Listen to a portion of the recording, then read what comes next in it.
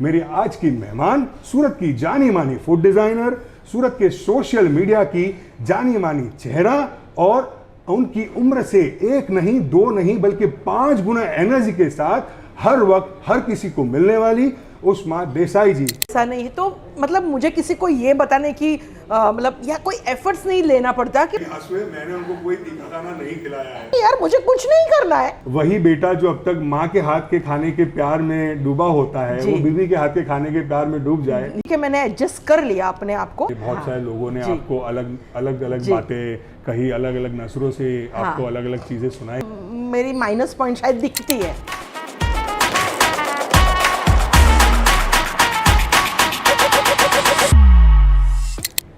मेरी आज की मेहमान, इनका जब से बचपन में उनको समझ आई है, इनका सिर्फ एक ही सपना था, इनको हाउसवाइफ बनना था। और इनका ये मानना था कि शादी होने के बाद पति तो बाय डिफॉल्ट पत्नी के साथ ही होता है, लेकिन असली कुंडली सास और ससुर से मिलनी चाहिए क्योंकि उनका साथ होना बड़ा ज़रूरी है। मेरी आज की मेहमान, जिनका ये मानना है कि जितना बड़ा गुनाह किसी का कत्ल करना है, उतना ही बड़ा गुनाह किसी को मोटे या पतले होने पे उनका बॉडी शेमिंग करना है।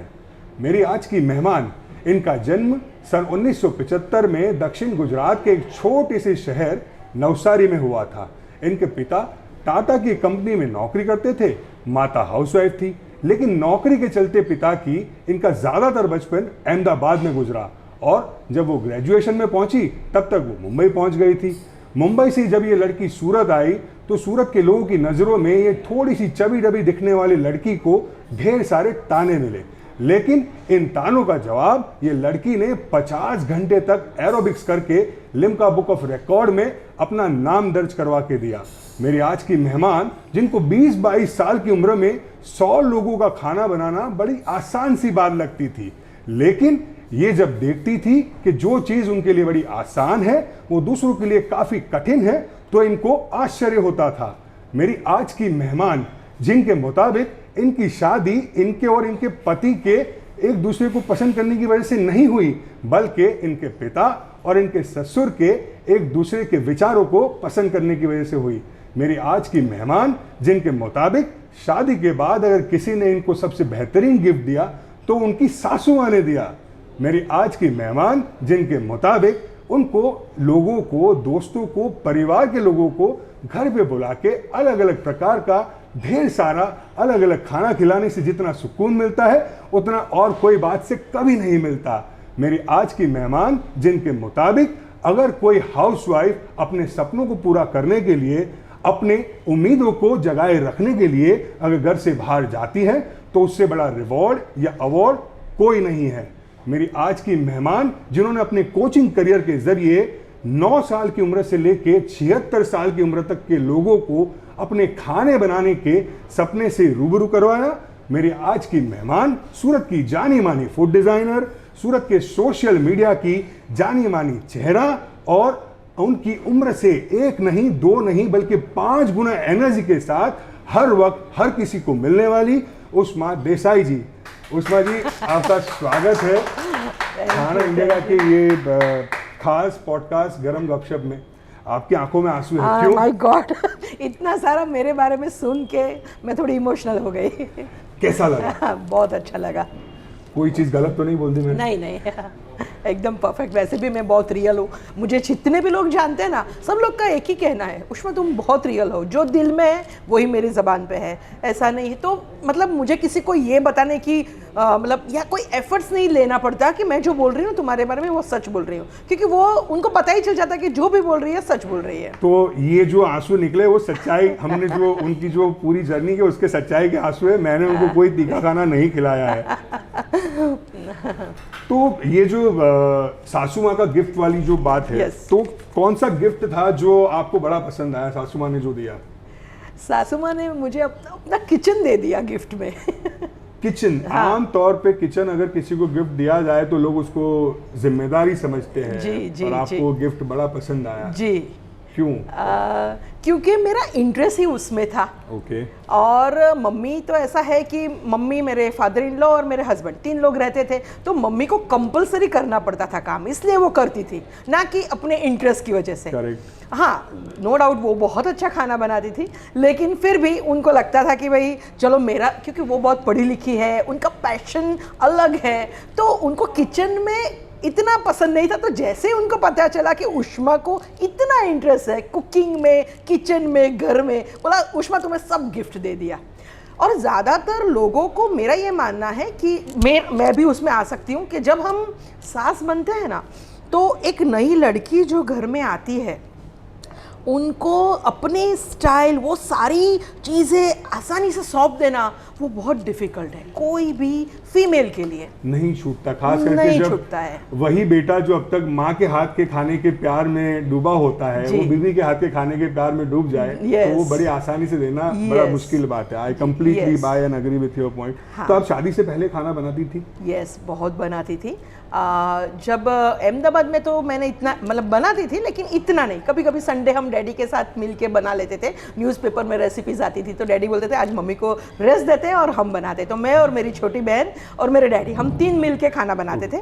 लेकिन ज़्यादातर मैं जब 12th से जब मुंबई गई, तब से मेरे, मतलब मुझे लगता है कि ये जर्नी शुरू हुई। मुझे पता नहीं था कि मैं कुछ ऐसे इसमें कुछ करियर बनाने वाली हूँ, लेकिन बस ऐसे ही अच्छा लगता था। इतने गेस्ट आते थे, क्योंकि घर भी ऐसा, मुंबई में तो हमेशा लोगों को फॉरेन के गेस्ट और मतलब रहने वाले गेस्ट इतने सारे आते थे। प्लस मैं जिस बिल्डिंग में रहती थी, वहाँ के लोग, मेरा जो पूरा फ्रेंड सर्कल था, मतलब 40-50 लोग थे हम लोग सेम एज के। तो खाने पीने का सब, और सारे गुजराती कोई नहीं था पूरे बिल्डिंग में, तो सब लोग दूसरी कास्ट के थे, तो उनके साथ उनकी स्पेशलिटी और सब मिलजुल के बना के खाने का मज़ा कुछ और था। कौन कौन से, मतलब आसपास के कल्चर कौन कौन से थे आप? जो बिल्डिंग था वो पूरा टाटा का था, 25th फ्लोर का, और नीचे पूरी कॉलोनी थी। कॉलोनी में सारे क्रिश्चियन और पारसी लोग रहते थे, और बिल्डिंग में गुजराती को छोड़ के सारे कास्ट थे। मतलब समझो मारवाड़ी था एक आध फैमिली, लेकिन बाकी साउथ इंडियन थे, महाराष्ट्रन थे, पारसी थे, कोई, मतलब आप जो भी बोलो, बंगाली थे, सब लोग थे। तो कहीं भारत के अलग अलग खाने के कल्चर से आपका पहला रूबरू वहीं पे हुआ? यस, कह सकते हैं। तो आप उसको, मतलब आपके लिए वो पहली सीढ़ी थी सब अलग अलग कल्चर को जानने के लिए? Yes yes yes. बचपन कैसा था आपका? कैसे, जैसे नवसारी में आपका जन्म हुआ, कब आप अहमदाबाद गई? जी, नवसारी में जन्म होने के बाद मुझे तो याद ही नहीं, मतलब मैं तुरंत ही चली गई, जैसे ही 1-1.5 महीने की या 3 महीने की हुई, उसके बाद मम्मी जब गई, क्योंकि मेरे डैडी की जॉब अहमदाबाद में थी, तो अहमदाबाद में मेरा बचपन बहुत अच्छा गया। मैं जहाँ पे नेहरू नगर एरिया में रहती थी, मेरा बिल्डिंग में सारे फ्रेंड्स, मेरी स्कूल भी बहुत अच्छी थी, एजी टीचर्स, वहाँ के सारे फ्रेंड्स, मतलब मैंने मेरी लाइफ बहुत अच्छी एंजॉय की। वहाँ पे ड्राइविंग, मतलब अहमदाबाद में सालों पहले की बात करूँ तो घूमना फिरना, मतलब हम लोग माउंट आबू जाते थे, क्योंकि हाँ नज़दीक वही है। और घूमना फिरने की बात करूँ तो एवरी सैटरडे ऑलमोस्ट हम लोग ड्राइव इन सिनेमा जाते थे, क्योंकि वहाँ एक ये अहमदाबाद में है, ड्राइव इन बहुत हिट है, और एवरी सैटरडे मूवी चेंज ही हो जाता है। करेक्ट। कितना भी हिट हो, तो एवरी सैटरडे नया मूवी देखना, घर से अच्छा खाना बना के लेके जाना, वहाँ चाय, पूरी, आलू की सब्जी, जो भी मम्मी बनाती थी वो एंजॉय करना, बस वही लाइफ थी। बाहर खाते थे, लेकिन इतना फ्रीक्वेंसी इतनी ज़्यादा नहीं थी, लेकिन फिर भी खाते थे हम लोग। जैसे वहाँ अहमदाबाद में देखे तो साउथ इंडियन खाते थे वुडलैंड में, और लॉ गार्डन जाते थे, वहाँ पे जसूबेन का पिज्ज़ा था। करेक्ट। पाव भाजी बाजू में ही अच्छी थी, सैंडविच वहाँ की अच्छी है अहमदाबाद की, वो खाते थे, और 1-2 रेस्टोरेंट है वहाँ पे पंजाबी फूड खाते थे। अभी भी अगर किसी को आपको अहमदाबाद का 5 खाने की ऐसी वेन्यू आपको लोगों को सजेस्ट करने हो, तो वो कौन से होंगे? वो मेरे हिसाब से, बिल्कुल, क्योंकि आज का यंग जनरेशन ऐसा है कि शायद मेरी चॉइस उनको पसंद ना आए, लेकिन मुझे जो पसंद है, मैं अगर अहमदाबाद में जैसे ही मैं वहाँ पे लैंड हुई ना, तो वैसे ही मुझे सबसे पहले जसूबेन का पिज्ज़ा खाना है। मेरा भी फेवरेट है जसूबेन का पिज्ज़ा। जिनको नहीं पता उनको बता दे, जसूबेन का pizza is one of the oldest pizza shop outlet, आप जो भी बोल लो, अहमदाबाद का। अब तो शायद उनकी 2-3-4 ब्रांचेस भी हो चुकी है, जहाँ पे वो बाकायदा छोटा पिज्ज़ा सर्व करते हैं, और वो डो भी मैदे का नहीं होता है। मैदे का होता है, लेकिन उसमें ईस्ट वगैरह नहीं होता है, मतलब एकदम हार्ड, क्रिस्पी होता है। हार्ड तो नहीं बोल सकते, क्रिस्पी होता है, बहुत ही फ्लेकी होता है। कुछ लोग उसे भाखरी पिज्जा भी कहते हैं। Yes yes. और उसके ऊपर स्पेशलिटी उसकी ये है कि चीज़ जो है उसको बेक नहीं करते हैं, ग्रेटेड चीज़ होता है, और वो प्रोसेस चीज़ ही होता है। फिर जब बॉम्बे आपका जाना हुआ तो हाँ। कौन से साल में आप बॉम्बे गई? बॉम्बे में गई 91 में। ओके। तो 91 में मुंबई जाने के बाद कॉलेज मतलब कॉलेज लाइफ जो सब अच्छी थी। बिल्डिंग में जैसे खाने की अगर मैं बात करूं तो मेरा फ्लोर जो था, मैं 18 फ्लोर पे रहती थी, मेरे फ्लोर पे मेरे सामने जो रहते थे वो बंगाली थे, बाजू में थे वो मराठी थे, और सामने एक पारसी फैमिली था। पारसी फैमिली के साथ मेरा थोड़ा सा लगाव ज़्यादा था क्योंकि उसकी बेटी मेरे जितनी थी, तो हम दोनों फ्रेंड्स थे और पेरेंट्स का एक दूसरे के यहाँ आना जाना। तो उसके मेरी फ्रेंड के जो फादर थे वो कर्नल थे, आर्मी में थे, साइरस दलाल। तो उनको मेरे घर जब भी आते थे ना, मेरी मम्मी को नाम से बुलाते थे, कल्पना मुझे तुम्हारे हाथ की रोटी खानी है। तो मतलब मुझे लगा कि कोई रोटी का इतना दीवाना कैसे हो सकता है। लेकिन पारसी लोगों में ये है कि वो लोग सारी चीजें ब्रेड के साथ खाते हैं। करेक्ट। तो रोटी उनको बहुत ही एक अलग ही लेवल पे ले जाते हैं। रोटी उनको बहुत पसंद है, स्पेशली गुजराती घरों में जो पतली रोटी बनती है, चपाती, यस, फुल्का रोटी जिसको बोलते हैं, वो उनको बहुत पसंद आती है। तो वो बोलते थे मुझे बस ऐसे ही रोल करके खानी है, सिर्फ रोटी खाते थे, उसके साथ कुछ भी नहीं खाते थे। तो आपके लिए वो बड़ी अजायबी होती थी। Yes yes yes yes. तो मुझे लगा कि नहीं, रोटी का इंपॉर्टेंस बहुत है। उस टाइम पे मेरे को ये रियलाइज हुआ, एहसास हो गया कि जो लोग रोटी नहीं खाते हैं उनके लिए रोटी का इंपॉर्टेंस बहुत ज्यादा है। बिकॉज आई थिंक उनका कल्चर जो था पर्शियन से पूरा डेवलप था। तो उनके लिए ब्रेड ही उनका रोटी था, फ्लैट ब्रेड जिसे वो लोग कहा करते थे। तो जब आप बॉम्बे से सूरत कब आना हुआ, कौन से साल में आसपास? 91 में। ओके। 91 में मैंने 11th पास किया अहमदाबाद में। उसके बाद 12th से मैं मुंबई में मैंने मुंबई की लाइफ मैंने देखी, वहाँ के लोग देखे, वहाँ का कल्चर, वहाँ का खाने का स्टाइल, वहाँ का जो भी स्टाइलिश लोग जो बाहर कैसे स्टाइलिश, क्योंकि हम लोग अहमदाबाद में उस टाइम पे तो बहुत सिंपल तरीके से रहते थे। अहमदाबाद मुंबई आने के बाद मुझे ऑल ऑफ सडन बहुत ही बड़ा चेंज मिला, लेकिन हम 1-2 महीने में बहुत अच्छी तरह सेट हो गए। तो बॉम्बे की खाने की यादें हैं? बॉम्बे की खाने की याद में अगर बोलूं तो मैं सेंटा क्रूज में जाती थी, वहाँ पे एक शबरी रेस्टोरेंट था। वहाँ का चाट मतलब सेव पूरी, भेल नेक्स्ट लेवल का था। पाव भाजी इवन बहुत अच्छी थी। बॉम्बे एंड पाव भाजी सिनोनिम्स एक दूसरे के। तो जुहू पे जब हम जाते थे, वहाँ का बर्फ गोला, वहाँ की पानी पूरी, वहाँ भी बहुत मतलब अलग टेस्ट वाला खाना मिलता था। एट द सेम टाइम हम लोग बहुत अच्छी हाई फाई रेस्टोरेंट में भी जाते थे, और वहाँ का भी जो लेवल था वो अलग ही था। और बहुत अच्छा मतलब मुझे मुंबई में खासियत ये लगती है कि वहाँ की सिंपल उडुपी जो साउथ इंडियन फूड सर्व करती है, बहुत ही ऐसे दिखने में मतलब इतनी छोटी रेस्टोरेंट और सिंपल स्टील के वेसल में वो लोग देते हैं, लेकिन जो क्वालिटी देते हैं और जो टेस्ट देते हैं इडली का, वड़ा का, सांभर का, वो नेक्स्ट लेवल है। मतलब मुझे ऐसा लगता है कि मुंबई में बहुत सारे लोग यही खाने पे मतलब घर से निकलते हैं, ये ब्रेकफास्ट लिया उसके बाद जॉब पे चले जाते हैं। तो बहुत सारे लोग इसके ऊपर रहते हैं। तो जब आपको पता चला कि मुंबई में हम लोग अभी अच्छी तरह से मुंबई की रंग में रंग चुके हैं, लेकिन अब वापस सूरत जाना पड़ेगा, क्या रिएक्शन था? रिएक्शन तो ऐसा था कि मुंबई की लाइफ हम लोग एंजॉय कर चुके थे, लेकिन और जैसे कहते हैं ना कि जैसे मोबाइल जब नया आता है ना, तो हमको इसको यूज़ करने का तरीका सीखना पड़ता है, और सीखते सीखते सीखते जब बहुत अच्छी तरह हमको मोबाइल चलाना आ जाता है, उस टाइम पे चेंज होने का टाइम आ जाता है, उससे बोरियत हो जाती है कि अब नया चाहिए। हाँ, तो सेम वैसा था कि मुंबई में जब हम एकदम बड़ी लाइफ एंजॉय करने का जब टाइम आया, क्योंकि मेरी पढ़ाई खत्म हुई और मेरा पूरा ग्रुप बन गया 40-50 लोगों का, और बिल्डिंग में ही हम लोग इतना एंजॉय करते थे क्योंकि सारे फेस्टिवल सेलिब्रेट करते थे। वहाँ पे जन्माष्टमी हो, गणपति जी हो, या फिर ये अपना क्रिसमस हो, दिवाली हो, सब कुछ तो सब में हम लोग मिलजुल के सब प्रोग्राम करते हैं, डांस प्रोग्राम और फूड का बहुत सारा। तो ये जब एंजॉय करने का टाइम आया, उसी टाइम पे सूरत आना हुआ, तो हमको थोड़ा सा लगा, लेकिन उस टाइम पे ये भी लगा कि नहीं, मैं देसाई हूँ, अनाविल, हमारी कम्युनिटी के सारे लोग सूरत में हैं, और डैडी के बहुत अच्छे फ्रेंड हैं जो उनको ज़रूरत थी। तो डैडी ने, वैसे भी डैडी जॉब उनके साथ ऐसी मस्ती करते थे कि मेरी अगर कंपनी बंद हो गई ना, तो दिलीप मैं तुम्हारे यहाँ आके तुम्हारी बिजनेस ज्वाइन कर लूँगा। अभी उनको लगा कि नहीं, तुम आ जाओ मेरे साथ, तो फिर डैडी ने बोला कि नहीं, हम जाते हैं। तो इसलिए हमने मुंबई को छोड़ के सूरत में शिफ्ट होने का सोचा। So you consider it's a destiny and I have to go and yes destiny। लेकिन मुझे सूरत सिटी पसंद था, मैं कम आई थी, लेकिन मुझे सूरत पसंद था। तो यहाँ के लोग, मतलब यहाँ के लोगों के बारे में बहुत सुना था, रंगीले लोग हैं और बहुत अच्छी लाइफ, यस, मत जाने लाइफ। तो हम लोग एक्साइटेड थे, ऐसा नहीं थे कि हम रोते हुए आए थे कि नहीं नहीं नहीं जाना है और डैडी जबरदस्ती लेके, ऐसा नहीं था। सबकी मंजूरी थी, सबकी परमिशन थी और हम लोग सब हंसी खुशी आए थे। लेकिन जब आप सूरत आए और हाँ। जैसे मैंने अपने इंट्रो में बताया कि आपको इनिशियली चबी डबी होने पे बहुत हाँ, सारे लोगों ने जी। आपको अलग अलग अलग जी। बातें कही, अलग अलग नसरों से आपको हाँ। अलग अलग चीज़ें सुनाई गई, गुस्सा आता था? गुस्सा आता था, मुझे ऐसा लगता था कि मतलब यही एक बात मेरी माइनस पॉइंट शायद दिखती है।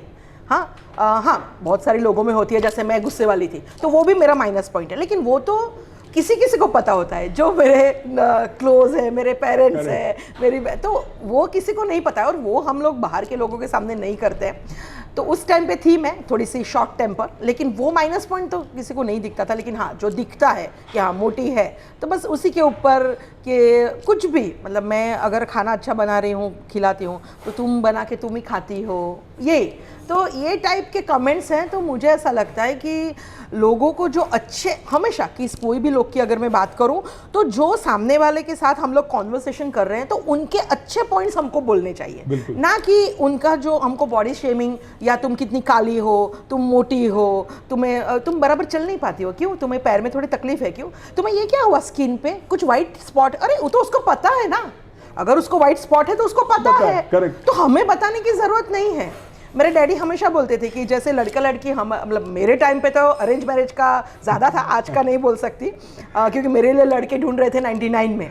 तो 99 में उस टाइम पे डैडी हमेशा बोलते थे कि कोई अगर मुझे भी पूछता है कि क्योंकि मेरे समाज में भी डैडी बहुत आगे बहुत सारे लोगों को जानते थे, तो कोई लड़के लड़की की बात है मेरे अलावा किसी और की बेटी, किसी और रेफरेंस चेक, तो डैडी हमेशा बोलते थे कि भाई फैमिली बहुत अच्छा है, लड़का पढ़ा लिखा है, ये सब, क्योंकि देखने में ऐसा है, हाइट कम है, हाइट ज्यादा है, मोटा है, काला है, ये सब बताने की जरूरत नहीं है, तो लोग ही देख लेंगे, जो शादी करने आए वो देखेंगे, मुझे क्या बताना है, मुझे बैकग्राउंड बताना है। सही बात। तो ये सेम चीज मैं यही बोलना चाहती हूँ कि तुम्हें ये हुआ, तुम्हारे बाल बहुत झड़ गए, नहीं बाल मतलब टाल होने लगी, अरे पता है ना उसको, बिल्कुल सही बात है, उसको थोड़ी पसंद है ये चीज, लेकिन ये नेचुरल है, ये जो हुआ है वो देखेंगे उसके ऊपर। तो मुझे ऐसा लगता है कि ये सारी नेगेटिव कमेंट्स लोगों को बंद करनी चाहिए। तो ये कौन से साल की बात है जब आप सूरत आई? हाँ, सूरत में आई 97 में, उस टाइम पे मैं ग्रेजुएट हो चुकी थी और पढ़ाई कंपलसरी करनी पड़ती है, भाई शादी करनी है तो ग्रेजुएट है कि नहीं लड़की, इसलिए की थी, ना कि मैं मेरी पसंद से की थी। मैंने, आपको तो हाउसवाइफ ही बनना था? मुझे हाउसवाइफ बनना था और मुझे कुछ ऐसा करना था। मैंने डैडी को बोला जब मैं मुंबई गई, क्योंकि मैं 11th स्टैंडर्ड तक अहमदाबाद में गुजराती मीडियम में पढ़ी थी, 12th से मुंबई में इंग्लिश मीडियम, तो थोड़ा सा डिफिकल्ट हुआ मेरे लिए, लेकिन ठीक है मैंने एडजस्ट कर लिया अपने आप को। तो मुझे लगा डैडी 12th के बाद, चलो 12th में मैं पास हो गई हूँ, अभी ऐसा कुछ कर सकते हैं कि नहीं, कुछ कोई भी ऐसा कोई कोर्स जो भी है, जैसे मेरे घर से दादर का केटरिंग कॉलेज हार्डली 5 किलोमीटर्स था, तो मैंने सोचा मैं ये कर लूँ या फिर कुछ और कर लूँ, आप जो बोलो, फैशन डिजाइनिंग या कुछ भी, मतलब मुझे पढ़ाई के अलावा कुछ भी करना है। तो डैडी बोले नहीं, पहले ग्रेजुएट हो जाओ, उसके बाद जो कर रहा है करो। तो फिर मेरा ग्रेजुएशन जब हुआ तब मैं सूरत आई और डैडी बोले कि अभी शादी लायक एज हो गई है तो क्या करना है, तो मैंने बोला नहीं अभी मुझे नहीं करनी है शादी, 1-2 साल तो मुझे एंजॉय करना है, क्योंकि लाइफ मेरे को ऐसी चाहिए थी कि मैं बस, मुझे कुछ नहीं करना है, मुझे वही करना है, तो मैं अपने हिसाब से जीऊँ। तो बोला कि ठीक है, लेकिन हाँ उस टाइम पे मैं जो थी इतनी मोटी नहीं थी, लेकिन हाँ थी नॉर्मल लड़की से, अगर आज भी मोटी नहीं हूँ। अच्छा, तो उस टाइम पे मुझे लगा कि थोड़ा कम करूँ तो ज़्यादा बेटर चॉइस मिल सकती है, तो ठीक है, फिर मैंने सोचा कि क्या करूँ। मैंने लाइफ में कभी डाइटिंग किया था, ना कभी कोई एक्सरसाइज की थी। हाँ, नॉर्मल लाइफ हमारी एकदम एक्टिव है, तो लेकिन एक्सरसाइज वगैरह कुछ नहीं किया था, तो मैंने सोचा चलो कर लेते हैं। और मेरा नेचर ये रहा है कि कुछ भी काम अगर मैं करती हूँ तो बहुत ही ज़्यादा ऑनेस्टी से, सिंसियरिटी से, मतलब अगर कुछ ये काम हाथ में लिया है तो परफेक्ट ही करना है। तो फिर मैंने जब जिम ज्वाइन किया तो उनके ही वो जो बोलते थे उस हिसाब से एक्सरसाइज करते थे, वही डाइट फॉलो करते थे, तो रिजल्ट इतना जल्दी मिला, बहुत बढ़िया मिला। राज शेट्टी का अर्जिस जिम था घोड़दौड़ पे, वो मैंने ज्वाइन किया था और फर्स्ट मंथ में मेरा 8 kg वेट रिड्यूस हो गया, फर्स्ट मंथ में। फिर लोगों को दिखा? हाँ, तो लोगों को दिखने लगा, डेफिनेटली बहुत अच्छी लग रही हो, ये वो। फिर उसकी बाद उस टाइम पे दूसरा, अभी देखो पतली तो हो गई, अब दूसरी गलती क्या? अभी दूसरी क्या गलती निकाले, बोले तुम क्या करती हो, कुछ करती क्यों नहीं? अरे यार मुझे कुछ नहीं करना है। That is my the best, मेरा सबसे बेस्ट चीज है कि मुझे कुछ नहीं करना। हाँ, क्या करती हो मतलब मैं कुछ नहीं कर, मैं घर में मम्मी की हेल्प करती हूँ। मैं नया कुछ भी, मैं उस टाइम पे नई कुकरी बुक्स मैंने लेना शुरू किया था, तरला दलाल की वो सब, तो मैं उसमें से देख के कुछ नया बनाती थी। वो मुझे नहीं पता था कि मैं R&D कर रही हूँ, लेकिन बाय डिफॉल्ट ये मेरे नेचर में था, तो मैं सब करती रहती थी। लोगों, मेरे फ्रेंड्स, मेरे डैडी के फ्रेंड्स के यहाँ पे बहुत सारे थे, तो उनको मैं डिनर पे बुलाती रहती थी, कोई ना कोई ओकेजन ढूंढती रहती थी। तो समझो महीने में 5-6 दिन तो मेरे घर ही लोग सोचते थे कि कब बुलाइए खाने पे और हम चले जाए। सो ये 97 के साल की बात है, आज हम 2024 में बैठे हैं। हाँ। आज भी कभी आप फेस करते हो जो बॉडी शेमिंग वाला जो इशू है? हाँ, हो सकता, आज भी चालू है, अब भी चालू है। अभी मैं इतना मैं आपको ये सवाल इसलिए पूछ रहा हूँ, सॉरी आपको वापस इंटरप्ट, बिकॉज अब क्या है कि आप अब एक सोशल मीडिया का जाना माना चेहरा हो, लोग आपको बड़े अच्छे से जानते हैं। सूरत में शायद ही कोई ऐसी इवेंट्स होते होंगे या ऐसी मीटअप्स होती होंगी जहाँ पे आप नहीं होती है। हाँ। तो उसके बावजूद भी लोग इतनी हिम्मत, इतनी जुर्रत करते हैं। हाँ, करते हैं। 10% लोग मुंह पे बोलते हैं, 90% लोग हो सकता है पीछे बात करते हो, मुझे नहीं पता है। लेकिन मेरी सास ने मुझे ऐसा सिखाया है कि हमारे पीछे जो हमको नहीं पता है, जो बात करते हैं उसके ऊपर ध्यान नहीं देना है। मतलब हाथी नहीं पाछे कुतरा बोबस है, बराबर? तो कुतरा पर ध्यान आपनी जरूर नहीं। तो मेरे पीछे क्या है वो मुझे नहीं पता है। हाँ, लेकिन जहाँ मैं जाती हूँ लोग रिस्पेक्ट देते हैं, अच्छे से बात करते हैं। कभी कभी कोई ऐसे नेगेटिव आ जाते हैं कमेंट। मैं मेरे इमोशनल नेचर पे कंट्रोल करना अभी सीख गई हूँ, तो मैं ज़्यादा इमोशनल ना होते हुए मैं कुछ और मेरे फ्रेंड्स बहुत अच्छे हैं सूरत में, तो ये लोग मुझे संभाल लेते हैं कि उसमें जाने दे तो ध्यान मत दे। क्योंकि क्या है, लोगों को क्या है, सब कुछ अच्छा है तो कहाँ गलती निकाले, बिल्कुल वो ही देखते रहते हैं। बिल्कुल। तो अभी मैं क्या करती हूँ कि एक कान के सुन से दूसरे कान से निकाल देती हूँ, और मैं बहुत ही लाइट ले लेती हूँ उसको, हंसी में डाल देती हूँ। अभी मैं आपको बताऊँ, 4 दिन पहले की बात है, हम कहीं गए थे, मैं एज अ जज गई थी, तो मुझे एक लेडी मिली, बोला अच्छा मैंने आपको लास्ट ईयर देखा था, इस टाइम पे आप मुझे बहुत हेल्दी लगी। मैं तो हेल्दी हूँ, मतलब पहले से हेल्दी हूँ, मैं कभी अनहेल्दी हुई नहीं हूँ। उनका कहना था आप थोड़े और मोटे लग रहे हो। व्हाटएवर जो भी है, हमने नहीं सुना, बोलने दो लोगों तो को। हम ये बात को छोड़ते हैं। फिर मैं आपकी शादी की बात पे पहुंचता हूँ कि ज्यादातर शादी में ये कहा जाता है कि यार लड़के ने लड़की को पसंद कर लिया, तो वो कहावत भी है ना कि मियाँ बीवी राजी तो क्या करेगा गाजी। लेकिन आपकी शादी में आपका ये मानना है कि आपके और आपके पति से ज्यादा आपके पिता और ससुर का मिलना ज्यादा इम्पोर्टेंट था, तो वो क्या स्टोरी है? वो ऐसी स्टोरी है कि जैसे नॉर्मल जो भी लोग हमारी कास्ट में, तो ऐसा होता है कि अगर लड़की की शादी करनी है, किसी लड़के की बात आई, तो पहले उसकी पूरा जो भी जानकारी हासिल करनी है कर लेते हैं कि भाई अच्छा फैमिली है, लड़का अच्छा है, फिर ऑफर लेके जाते हैं, मतलब ऑफर मुकवा गया है એવું કહેવાય, तो हाँ प्रपोजल। हाँ, तो वो उसके लिए मेरे डैडी एक अंकल के साथ गए थे। तो जब उनके घर गए तो मेरे ससुर भी बहुत स्मार्ट और बैंक में थे। क्या नाम है उनका? उनका भरत देसाई, बैंक ऑफ बड़ौदा में थे, वो भी बहुत अच्छी पोस्ट पे थे।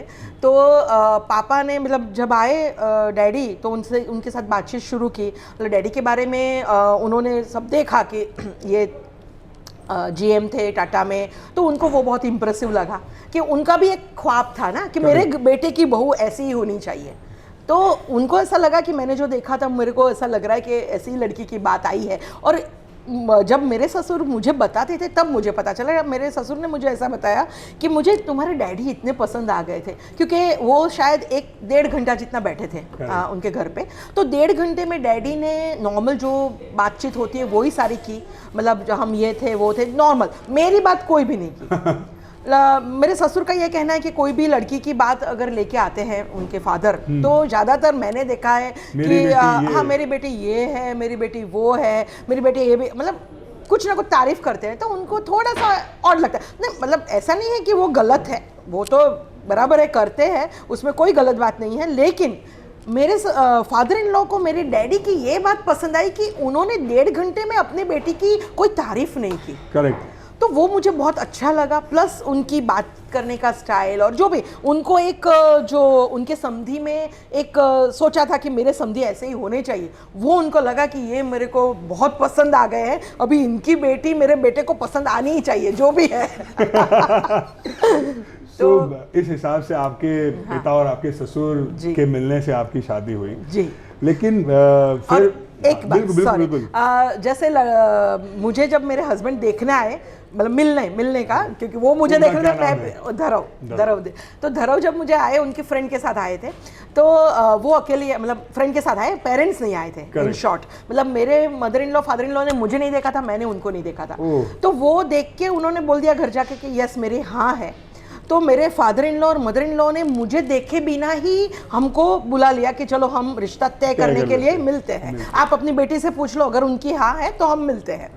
तो मेरे डैडी और मेरी मॉम को ये लगा कि ये मुझे देसाई फैमिली, मतलब देसाई कम्युनिटी में ऐसे इन लॉज बहुत कम होते हैं जो लड़की के देखे बिना, मतलब मुझे लगता है शायद मैं भी ना बन पाऊँ। मैं कोशिश कर रही हूँ मेरे इन लॉज जैसी बनने की, क्योंकि मेरा बेटा भी अभी 21 साल का है। तो अभी 4-5 साल 6 साल के बाद जब भी उसकी शादी होगी, अगर अरेंज होती है, तो मुझे लगा कि मेरे बेटे ने इसको हाँ बोल दिया, मैं तो एक बार देखूं।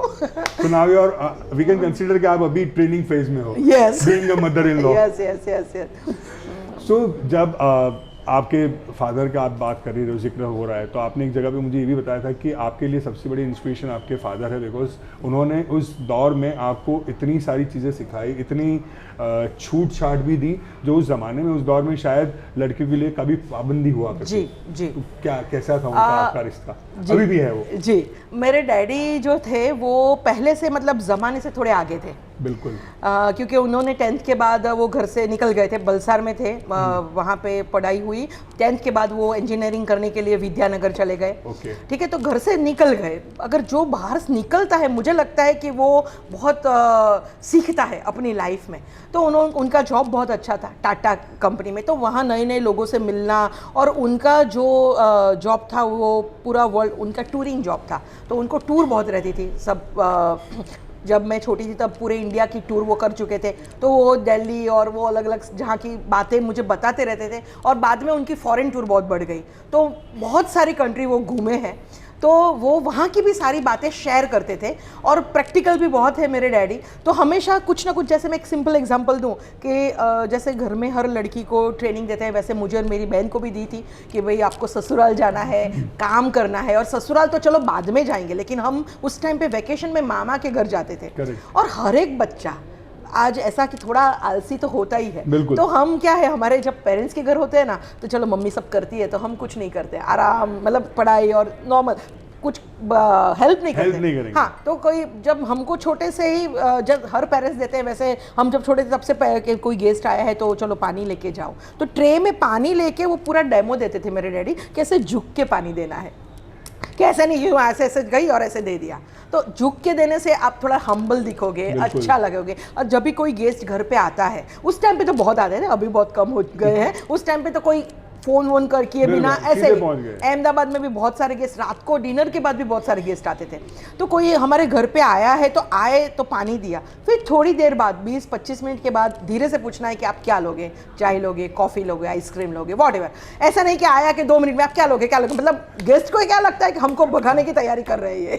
तो ये बहुत छोटी छोटी बातें हैं, लेकिन ऐसे मेरे डैडी ने छोटी छोटी बातों पे प्रैक्टिकल जो नॉलेज होता है वो इतना सारा दिया है कि बहुत अच्छा। हम दोनों, मैं और मेरी बहन, we are very good listener, कि हमेशा गुड लिसनर बनना चाहिए। लोगों को बोलना बहुत पसंद है, लेकिन हमेशा जब कोई बोलता है उस टाइम पे अगर आप बहुत अच्छा सुनते हैं उनको, तो उनको भी अच्छा लगेगा। प्लीज़, अगर हम सुनते हैं तो ज़्यादा बातें सीख पाते हैं। अगर हम बोलते हैं, सिर्फ बहुत सारे लोगों को, मैं मेरी लाइफ में बहुत सारे ऐसे लोगों को मिली है जिसको हमेशा बोलना ही पसंद है, मतलब अगर 10-15 लोग बैठे हैं तो उनको ही बोलना है, बिल्कुल, वो कभी लिसनर बनना ही नहीं चाहते हैं। और ये मुश्किल भी है बहुत सारे लोगों के लिए कि किसी को सुन ले, बिकॉज बहुत बार ऐसा होता है कि ना सुनने की वजह से बहुत सारे मिस कम्युनिकेशन खड़े हो जाते हैं। अगर आपने पूरी बात सुननी होती तो शायद सिनारियो अलग होता। तो ये बहुत अच्छी बात शायद आपके बताने आपको, और शायद वही आपको अभी तक वो हेल्प कर रही है हर जगह पे ग्रो करने में। एंड मेरी मम्मी जो थी बहुत अच्छा खाना बनाती थी, तो मम्मी वो खाना बनाते वक्त हम हेल्प करते थे, तो वो टिप्स देती रहती थी। तो मैं बाय डिफ़ॉल्ट, मेरा दिमाग ऐसा था कि वो सारी चीज़ें इतनी अच्छी तरह से याद रख लेता था, तो मुझे बहुत अच्छी तरह, मैं जब जो मम्मी ने टिप्स दिए मुझे सारी याद रह जाती थी। सो बचपन से फीडिंग, टिपिंग, कुकिंग टिप्स का फीडिंग आपको शुरू से ही मिल रहा था। जी। ऐसी कोई एक टिप जो आप हमारे व्यूअर्स के साथ शेयर करना चाहो, जो आपकी मॉम ने आपको दी थी, जो आपको अभी भी काम लग रही है? वैसे तो बहुत सारी है, लेकिन स्पेशली मैं जो लोगों को हर रोज किचन में काम लगे, हर रोज़ किचन में काम लगे कि जो हम लोग जो खाना रोज का बनाते हैं वो अदरक और मिर्ची जो है उसको फ्रेशली कूटना है और सी सॉल्ट के साथ कूटना है। ओके। अगर वो हम किसी भी खाने में डालते हैं तो उसका टेस्ट नेक्स्ट लेवल का है। सी सॉल्ट इज ब्लैक नमक? नहीं, सी सॉल्ट इज दरियाई मीठू, काचू मीठू। काचू मीठू, हाँ, आखू मीठू, यस यस यस, खड़ा नमक जिसको हम खड़ा, कहते हैं। हाँ। तो उसका जो टेस्ट है वो अलग ही होता है। और मेरी मम्मी की दूसरी टिप ये थी कि गुजराती दाल जब हम रूटीन में बनाते तो हम गुजराती लोग गुड़ डालते हैं, हाँ, जैगरी, Yes. और नींबू कोई डालता है, कोई कोकम डालता है, कोई इमली का पानी डालता है, हाँ। लेकिन जब हम बल्क में बनाते हैं, हमारे घर में कोई बहुत सारे लोग इकट्ठा हुए हैं, हाँ, ज़्यादा लोग, और हम दाल, गुजराती दाल जब बल्क में बनाते हैं उस टाइम पे मम्मी ने ये सिखाया था कि उसमें थोड़ा गुड़ और थोड़ी चीनी डालनी है, ओके, स्वीटनेस के लिए। तो वो टेस्ट अलग लेवल, अलग ही आता है। फ्रेश जिंजर को ग्रेटेड करके उसमें डालना है।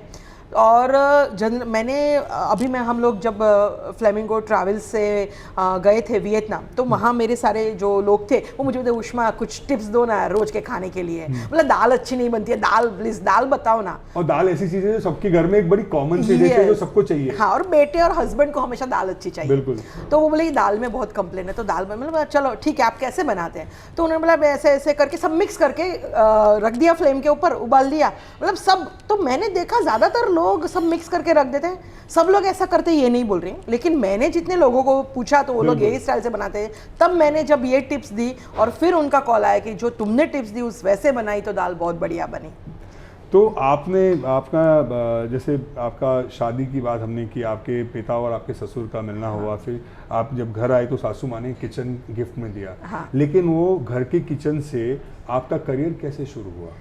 जब मैं शादी करके आई उस टाइम पे जैसे मैं ऑलरेडी बहुत ट्रेन हो चुकी थी, बहुत एक्सपीरियंस्ड हो चुकी थी, क्योंकि 97 से टोटली फ्री थी, तो जिम जाना, वेट रिड्यूस करना, और फ्रेंड्स भी बन चुके थे जिम में बहुत सारे। और 99 में मेरा, हाँ 2000 में मेरी जब शादी हुई, इतना पीरियड मैंने कुकिंग पे ही काम किया था। ठीक है, मम्मी को मैंने बोल दिया था कि तुम्हें अभी कुछ नहीं करना है, तुम आराम करो, तो मैं ही खाना बनाऊंगी, तो मैं पूरी जिम्मेदारी मैंने ले ली थी। तो वो जब मेरी मदर इन लॉ ने देखा तो मम्मी बोली, मम्मी को तो बहुत अच्छा लगा कि ये तो बहुत अच्छा है, मुझे तो वैसे भी किचन में इंटरेस्ट नहीं है, तो मैंने तुम्हें गिफ्ट दे दिया और तुम इतना अच्छा खाना बनाती हो। उस टाइम पे लैंडलाइन था तो लोगों के कॉल आते थे, तब पता चलता था। इसलिए मैं बार बार ये पॉइंट बोल रही हूँ, लैंडलाइन था, क्योंकि उस टाइम, अभी क्या है सेलफोन पे किसके कॉल आते हैं किसी को नहीं पता होता है।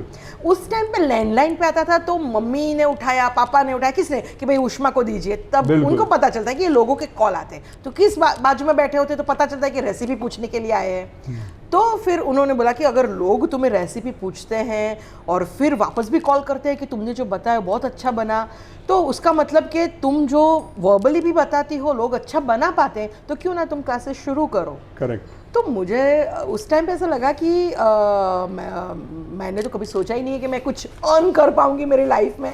तो बोला मम्मी मैंने तो क्लासेस देखे भी नहीं है। तो बोला नहीं, ऐसे ही तुम जितना परफेक्शन से खाना बनाती उस टाइम पे उसे वैसे ही तुम्हें सिखाना है। बोला चलो ठीक है, ये भी ट्राई कर लेते हैं। तो ऐसे ही मस्ती में शुरू किया कि चलो भाई कैसे कितने लोग आते हैं देखते हैं। तो मैंने 2000 अप्रैल में मेरी शादी हुई, 2001 23 ऑफ जनवरी से मैंने 6 महीने के अंदर मैंने क्लास शुरू कर दी है। लोगों का रिस्पांस बहुत अच्छा रहा, क्योंकि उस टाइम पे इतने क्लासेस नहीं थे, ये तो कुछ था ही नहीं, यूट्यूब का जो भी फूड चैनल है वगैरह। तो लोग उस टाइम पे पंजाबी फूड, चाइनीज़ फूड बहुत ज़्यादा इन था, तो लोग सीखने के लिए आए, लोगों को बहुत अच्छा लगा और बना के बाद फीडबैक भी बहुत अच्छा है कि बहुत अच्छा बन रहा है। क्योंकि मेरा नेचर ऐसा रहा है कि मैं जो मेरी ट्रिक्स वगैरह जो भी है पूरा सब कुछ फिर मैं सामने उस टाइम पे देखती नहीं हूँ कि इसने पैसे दिए है कि नहीं दिए है। कोई फ्री में भी अगर पूछ रहा है ना, मतलब फ्री में इसलिए बोल रहे हैं क्योंकि मेरा प्रोफेशन है, तो हर बात पैसे पे आ जाती है, लेकिन मेरा ऐसा नेचर नहीं है। तो मैंने कुकिंग से रिलेटेड कुछ भी किसी ने पूछा तो मैं उसको राइट आंसर जो मुझे पता है वो ही देती हूँ। तो वो सारी ट्रिक्स वगैरह सब कुछ शेयर करती थी, लोगों को मुझे बताने की ज़रूरत नहीं पड़ी कि मैं जो आपको सिखा रही हूँ बहुत दिल से सिखा रही हूँ, बहुत अच्छा सिखा रही हूँ। और क्योंकि लोग पता ही चल जाता है उनको मेरे सिखाने के स्टाइल से, मेरे बोलने के स्टाइल से, मेरे एक्सप्लेनेशन पावर बहुत अच्छा था, वैसा उन लोग का कहना था। और मेरा नेचर ये था कि मैं उनको ये मेरी क्लास की टैगलाइन है कि आप आधी रात को मुझे कॉल करोगे ना, रात को 2 बजे, तो भी मैं आंसर दूंगी। तो उनको मैंने बोला हाँ, लेकिन शर्त यह है कि 2 बजे आप खाना बना रहे हो। हाँ, कल के लिए आज मत तो हंसते थे, मतलब मैं हंसी मजाक भी करती थी, बीच बीच में जोक्स भी बोलती थी, तो मज़ा, मतलब बहुत लाइट एटमॉस्फेयर रहता था। और मुझे ये लगता था, सच बताऊं, कि ये तो क्या, मतलब मेरे लिए तो ये भगवान ने ऐसी कृपा कर दी कि मेरा तो जो पसंद का काम है वो मैं कर रही हूँ, तो मेरा तो शाम का खाना भी बन गया और उससे पैसे भी आ रहा है, मेरा किचन भी नीट एंड क्लीन होके 6 बजे फ्री होके मैं मेरे पार्ले पॉइंट वाले घर में झूले पे बैठ जाती थी, बढ़िया। तो मतलब मैं तो एकदम फ्री हो गई मेरे लिए तो। और उस टाइम पे यंग भी थी बहुत, तो बहुत जल्दी फ्री हो जाती थी, मतलब वो एनर्जी लेवल अलग लेवल का था। अभी भी यंग हो और आपका एनर्जी लेवल अभी भी वैसा ही है। Thank you so much. तो वो मैं बहुत एंजॉय किया। तो मतलब मैं अगर सोचूं ना, तो मेरी लाइफ के 1997 से लेके 2007 तक मेरे लाइफ का बेस्ट पीरियड मैंने जिया है, क्योंकि उस टाइम पे मैं स्लिम भी हो गई थी। उस टाइम पे मेरी नई मतलब मेरा पैशन जो है वो मुझे नहीं पता था, अंदर से था, उसके ऊपर काम कर रही थी, लोगों को खुश कर रही थी। मुझे लोगों को खुशियां देना बहुत पसंद है। तो आपने जैसे 9 साल की उम्र से लेकर 76 साल की उम्र तक के अलग अलग लोगों को खाना बनाना सिखाया है, अब तक हजारों लोगों ने आपसे खाना बनाना सीखा होगा जी। कोई ऐसी कहानी है जो आपसे खाना सीखने के बाद लोगों की जिंदगी बदल गई? बहुत सारी है। जैसे 1-2 महिला की मैं अगर बात करूं, तो वो बेचारी बहुत निराश थी। बोले यार उष्मा, बहुत घर में मतलब ऐसा नहीं कि, लेकिन मुझे बहुत ऐसा इंसल्ट जैसा लगता है, क्योंकि बच्चे और मेरे हस्बैंड हमेशा मेरी मजाक ही उड़ाते रहते थे खाने को लेके। हो सकता है कि वो लाइट मूड में हो, लेकिन कभी कभी क्या है, कोई चीज़ फीमेल को बहुत ज़्यादा हर्ट कर जाती है। तो वो बोली कि मेरी बहुत ज़्यादा मजाक उड़ाते हैं, मतलब मुझे बिल्कुल भी खाना बनाना नहीं आता है, तो प्लीज़ मुझे। तो जब वो मेरे पास सीखी, और सीखने के बाद जो उसने बनाया और जो उसकी तारीफ हुई है, मतलब वो बोली, तो मेरे लिए तो मुझे भगवान मिल गए समझो। कि मैं तरसती थी कि मेरे बच्चे और मेरे हस्बैंड मेरी तारीफ करें, क्योंकि उसने कुछ ऐसे वर्ड्स बताए थे कि जो नहीं मैं इस्तेमाल कर सकती फूड के लिए। कि चलो जैसे ही मम्मी ने खाना रखा तो बोले कुछ ऐसा खाना खाने जाते हैं। हाँ, तो वो उसको बहुत हर्ट करता था। तो वो बोली कि मेरे लिए तो मेरी लाइफ बदल गई है उष्मा। फिर दूसरा इंसिडेंस ऐसा था कि जो बच्चियाँ मेरे पास सीख के गई है, जो शादी होके सेटल हो गई है सूरत से बाहर, कोई मुंबई है, कोई फॉरेन है, तो वो सारी उनकी मम्मी के कॉल आते हैं। तो वो मुझे बोलती है कि उष्मा, मैं आपका जितना भी मैं आपको थैंक्स बोलूँ वो कम है, क्योंकि मेरी बेटी की आज जो वैल्यू है उसके ससुराल में, उसके खाने की वजह से, कि लोग उसकी इतनी ही तारीफ़ करते हैं और वो भी इतनी खुश रहती हैं, उसके ससुराल वाले इतने खुश हैं। तो बोले कि मतलब मेरा तो आपको जो भी मैंने पैसा दिया है मेरा वसूल हो गया है। तो ये सुन के मुझे एक इतना अलग सेटिस्फेक्शन मिलता है कि वर्क सेटिस्फेक्शन जिसको बोलते हैं, तो वो अलग ही है, वो शायद मैं एक्सप्लेन भी नहीं कर पाऊंगी। आज हमारे चैनल पे भी ना ढेर सारे ऐसे लोग होंगे, मैं अज्यूम करता हूँ कि जो शायद सूरत से है, सूरत से नहीं है, या सूरत में रह रहे या कहीं और से देख रहे, जो अपने घर से अकेले बाहर दूर रह रहे हैं। कोई हॉस्टल में रह रहा है, कोई पीजी में रह रहा है, कोई अकेला जॉब के वास्ते रह रहा है, उनको खाना बनाना नहीं आता है। अगर उनको खाना बनाना शुरू करना है, हाँ, तो उनको पहला हाथ कौन सी चीज़ पे आजमाना चाहिए, कहाँ से शुरुआत करनी चाहिए? पहले तो उनको जो पसंद है वो डिशेस का एक लिस्ट बनाना चाहिए। जैसे चाय कॉफ़ी से शुरू करें, चाय की जगह समझो कॉफ़ी पसंद है तो कॉफ़ी, ठीक है। उसके बाद वो लोग क्या खाते हैं ब्रेकफास्ट में, या वो पोहा खाते हैं, या उपमा खाते हैं, या ऑमलेट खाते हैं, या जो भी खाते हैं, तो उनका एक लिस्ट बनाना चाहिए। फिर उनको लंच में क्या प्रेफर करते हैं, एक बार लिस्ट बन जाए फिर वो चीज़ों के ऊपर काम शुरू करना है। मतलब खुद को जो पसंद है ना, पहले वो अच्छा बनाना सीखो। और उसमें जरूरी नहीं कि वो हाई फाई डिश ही हो, और normal omelette can be the start way. Yes, पहले तो कुकिंग में परफेक्शन लाना बहुत ज़रूरी है, क्योंकि जैसे कुछ भी डिश बना रहे हैं तो कितना डालना है, ऑयल तो कितना डालना है। अगर मैं अकेले के लिए बना रहा हूँ, कोई लड़का है समझो अकेले के लिए कुछ चीज़ बना रहा हूँ, तो ऑयल कितना डालना है। मैं सॉल्ट कितना डालना है, मिर्ची कितनी डालनी है। Correct. तो वो एक परफेक्शन आ जाए उनको, क्योंकि वो समझ आने में मुझे ऐसा लगता है टाइम लगता है, क्योंकि मेरा बेटा भी अभी इस लाइन में है। Okay. अभी वो 20 साल का है, 21वां चल रहा है। तो वो मुझे हमेशा ऐसे क्वेश्चन पूछता है, तब मुझे पता चलता है कि हाँ, ये जो इंसान कभी भी किचन में नहीं गया है और जो नया है, उनको कौन से चैलेंजेस आ सकते हैं। मैं उन्हीं के पॉइंट ऑफ व्यू से पूछ रहा हूँ, क्योंकि बहुत सारे लोग ऐसे हैं जो अकेले रह रहे हैं, उनको खाना बाहर का नहीं खाना है, बट खाना बनाना आता ही नहीं है। तो ये शुरुआत ही उनकी यहाँ से हो सकती है कि पहले जो छोटी छोटी चीजें हैं, चाय कॉफी ब्रेकफास्ट, उससे वो शुरुआत करें। बाकी तो फिर आगे धीरे धीरे जैसे इस पे हाथ आजमाइश होगी, आगे आगे बढ़ते जाएंगे। आपने लोगों को खाना बनाना सिखाया, लेकिन अब आप एक फूड डिजाइनर के हिसाब से भी बहुत सारे रेस्टोरेंट के साथ काम करती है। पहला कौन सा प्रोजेक्ट था आपका एज ए फूड डिजाइनर जो आपने रेस्टोरेंट के साथ काम किया था? हाँ, सबसे बड़ा जो मुझे 2017 में वैलेंटाइन मल्टीप्लेक्स जो सूरत में है, वहाँ की जो रेस्टोरेंट है स्टीम, वहाँ वो प्रोजेक्ट मिला। मेरा एक ड्रीम था, मतलब मैं एक ये भी मैसेज देना चाहती हूँ कि आपको लाइफ में जो करना है ना, वो हमेशा उसका ड्रीम रखो दिमाग में, मैनिफेस्ट करो। यस 100%, वो ही होता है आपके साथ। तो आप अच्छा सोचो, आपके लिए, आपके फैमिली के लिए, आपके बच्चों के लिए, आपके जो भी आसपास के लोग हैं, सबके लिए। तो वो ही आपको लाइफ में मिलता है 100%। तो मैंने ये सोचा था कि अभी चलो मैंने ये लेवल तो हासिल कर लिया कि मैंने अच्छा खाना बनाना लोगों को सिखा दिया, जो सीखे हुए हैं वो लोग भी बहुत खुश है मेरे से। एक अच्छी मतलब कम्युनिटी मैंने डेवलप कर ली है, मेरा एक पूरा क्राउड है सूरत में, और बहुत अच्छे लोग आते थे मेरे पास सीखने के लिए, जो स्मार्ट क्राउड बोलते हैं, सूरत का क्रीम क्राउड बोलते हैं। पूरा एक डॉक्टर का ग्रुप था, और जो भी लोग हैं, बड़े बड़े लोग जिसको पता है, फॉरेन घूमे हुए, जिसको पता है कि मैं जो सिखा रही हूँ वो एकदम ऑथेंटिक है, उसका वैल्यू क्या है। यस, तो वो सारे लोग जब आते थे और वो खुश थे, तो मैं बहुत सेटिस्फाइड थी। लेकिन मैंने सोचा मुझे एक रेस्टोरेंट मेरे हिसाब से चलाना है, मतलब उसका मेन्यू मुझे डिज़ाइन करना है। ऐसा एक ड्रीम था, जो ड्रीम भगवान ने मेरा ऐसे ही मतलब ऐसे ही एक दिन एक कॉल आया कि वैलेंटाइन में आपको मीटिंग के लिए बुलाया है, और मैं गई, ओनर से मिली, उनको मेरा काम बहुत अच्छा लगा, और मेरे जो भी फूड के फोटोग्राफ्स थे वगैरह देके हमको ऐसा ही चाहिए। तो उनके लिए भी मैं मतलब एक तुक्का ही थी, उनको नहीं पता था कि मैं क्या काम, क्योंकि मैंने तो ऐसा कुछ काम किया ही नहीं था। लेकिन बस वो मेरा लक समझो या वॉट एवर जो भी समझो, तो उन्होंने मेरे पे ट्रस्ट किया और मैंने उनके ऊपर ट्रस्ट किया, और जो काम शुरू हुआ तो जो रेस्टोरेंट चल रही थी उसमें जो कंप्लेंट्स थी, कोई डिशेस में, काफ़ी डिशेस में कंप्लेंट थी, तो वो सारी मैंने पूरा मेन्यू ही रीडिज़ाइन किया। और जो भी मैंने जब लॉन्च किया तो सबको बहुत पसंद आया।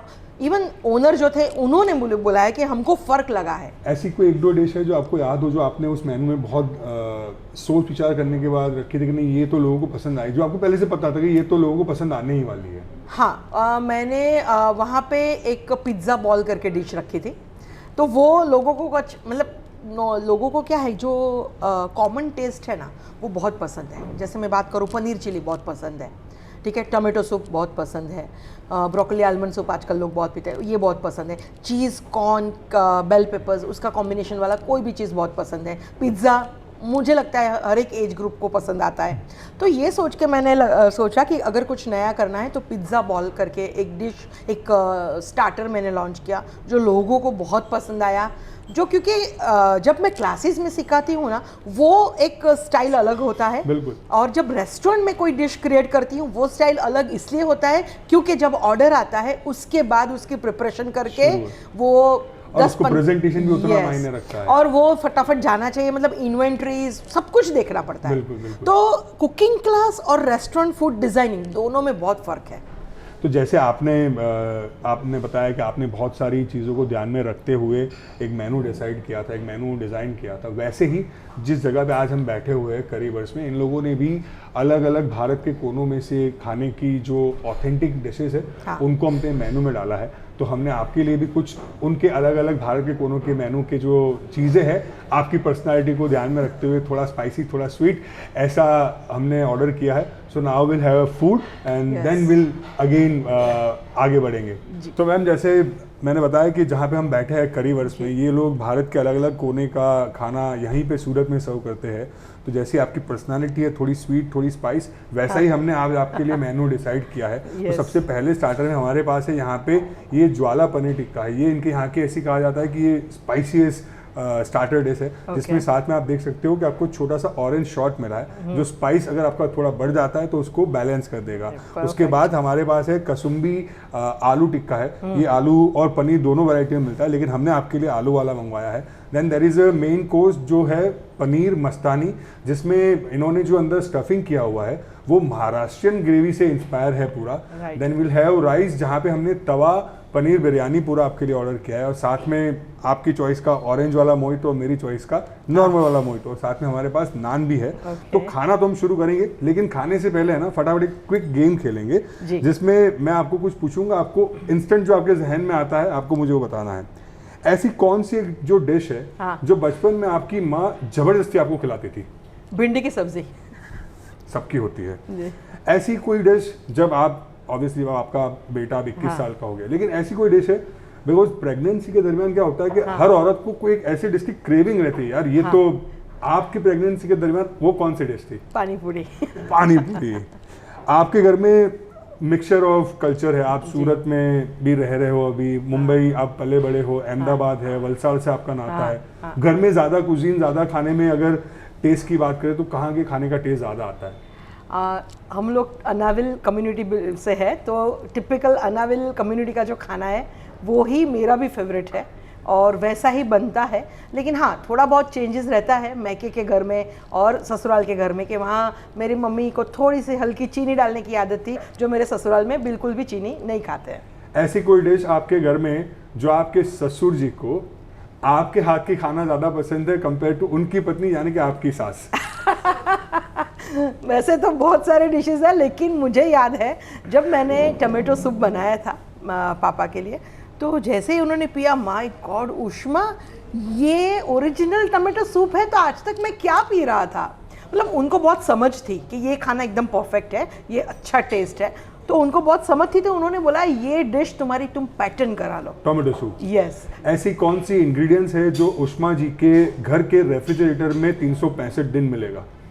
टमाटो, ग्रीन चटनी और फ्रेश वाला, मतलब धनिया, अदरक, हरी मिर्च मैं पूरा रखती हूँ। जब चाहिए तब मैंने फ्रेशली थोड़ा थोड़ा लाती हूँ फ्रिज में, और जब चाहिए कभी भी कुछ भी बनाना हो फ्रेशली मैंने उसको कूट के डाल दिया।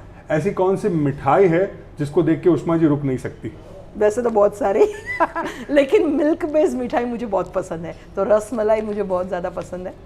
अगर हम हमारे बचपन की बात करें, आपके और मेरे, हम सबके बचपन में एक ट्रेंड होता था कि वहाँ पे इतना रेस्टोरेंट कैफे का कल्चर नहीं था। हमारे घर में होता था कि मंडे से लेके सैटरडे तक एक नॉर्मल खाना बनेगा, संडे कंसिडर एज अ बड़ा दिन, छुट्टी का दिन, तो उस दिन खाना कुछ स्पेशल बनेगा।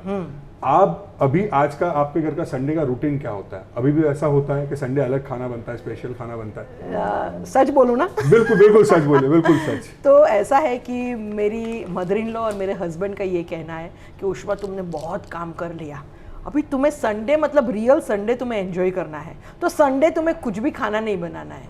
ओह, तो हमेशा हम लोग पार्सल ऑर्डर करते हैं, मतलब जैसे किचन जीजे5। सो ब्रेकफास्ट से भी yes. सब चीजें पार्सल आती है? हाँ, तो ब्रेकफास्ट भी जैसे लोचा खाना या जो भी खाना है वो ऑर्डर कर लेते हैं।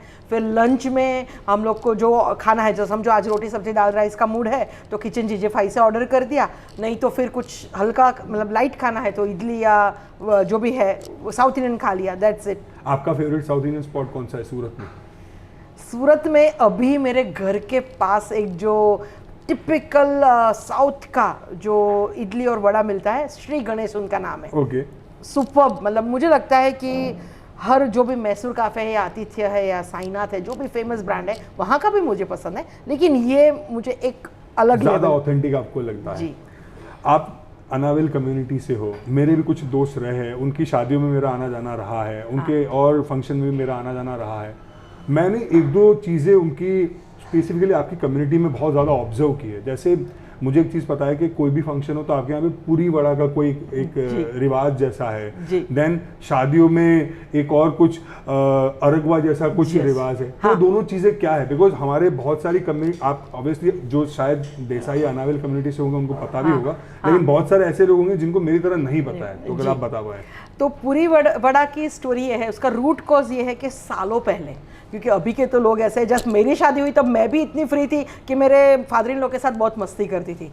तो ये तो मैं सालों पहले की बात करती हूँ। तो जब लड़की की शादी होती थी तो बहुत जरा नरम सहमी सी, डरी डरी सी, ससुराल में ज़्यादा बोल ना पाए।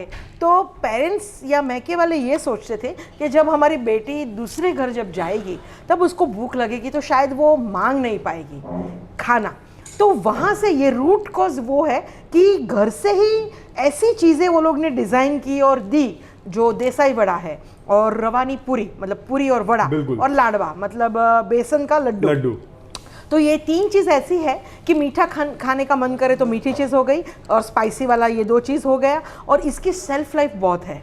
तो जब बनाया उसके बाद वो ज़्यादा दिन तक टिकती है। तो जब भी बेटी अपने मायके से ससुराल आती है तो ये चीजें लेके आएगी ताकि उसको ससुराल में भूखा ना मरना पड़े, अगर डर की वजह से वो मांग ना पाए। भाई मेरे को तो ये चीज नहीं पता थी, अगर आपको पता है तो आप लाइक करो, नहीं पता है तो और दोस्तों को भेजो। और दूसरा जो मैंने बताया, अभी ये जो है ना, जब शादी होती है किसी भी बेटी की तो उसके मतलब जब बारात आती है उस टाइम पे जो लड़की है जिसकी शादी है उसकी मम्मी जो वर राजा है उसको एक रीति रिवाज से, मतलब अरगवा जो आप बोलते हैं, तो वो एक गुजराती में क्या है, एक लावोच है, मतलब एक ये ऐसी चीज मौका है। तो जैसे बहुत सारे दामाद होते हैं घर में, तो सब ये सोचते हैं फैमिली में कि इसकी शादी है तो अभी कौन किसकी बारी होगी, तो अरग से कौन आ वक्त कौन अरग से, तो वो जो है ना वो एक मौका है। तो मुझे लगता है बहुत सारे देसाई कम्युनिटी के लोग जो है उनको भी नहीं पता होगा कि इसका रूट कॉज क्या है, क्योंकि मैंने जहाँ तक देखा है ना, लोग क्या करते हैं, सेटिंग करते हैं। जैसे बहुत सारे लोग हैं तो उसकी मैके का कोई जो दामाद होगा उसको खड़े रखते हैं, नहीं। लेकिन इसमें ऐसा है कि जब आपकी बेटी की शादी हो रही है और उसके साथ जो दूसरे दामाद जो पहले से शादी कर चुका है आपके फैमिली की बेटी को, उसको रखना है, क्योंकि वो श्योरिटी देता है नए दामाद को कि आप ये फैमिली से नाता बनाओ, रिश्ता बनाओ, कि ये फैमिली बहुत अच्छी है, मैं एक श्योरिटी देता हूँ।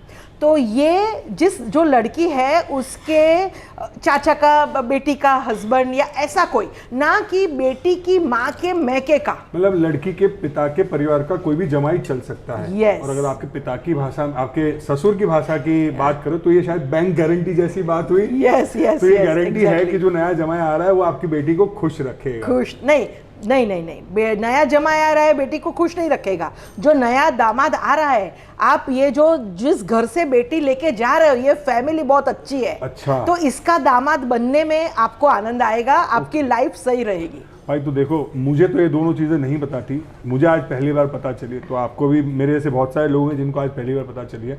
We again come back to your journey. तो आपने जैसे कुकिंग का आपने रेस्टोरेंट में बहुत सारे खाने डिज़ाइन किए, आगे बढ़ते गए, आप धीरे धीरे सोशल मीडिया पे आना हुआ, बिकॉज सोशल मीडिया नया 2016-17 में आया जी। आपने कैसे सीखा सोशल मीडिया?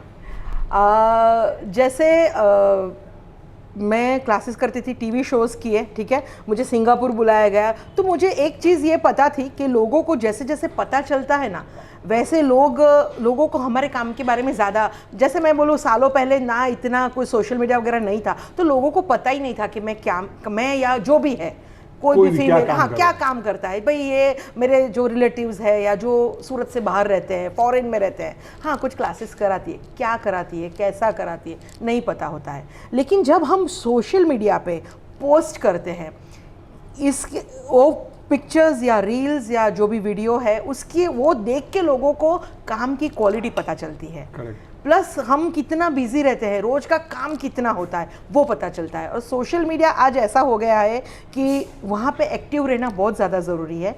इन्फ्लुएंसर मैं थी नहीं, लेकिन लोगों ने मुझे बनाया कि मैं कुछ ना कुछ डालती रहती थी। 2015 के बाद फेसबुक और 2020 के बाद इंस्टाग्राम।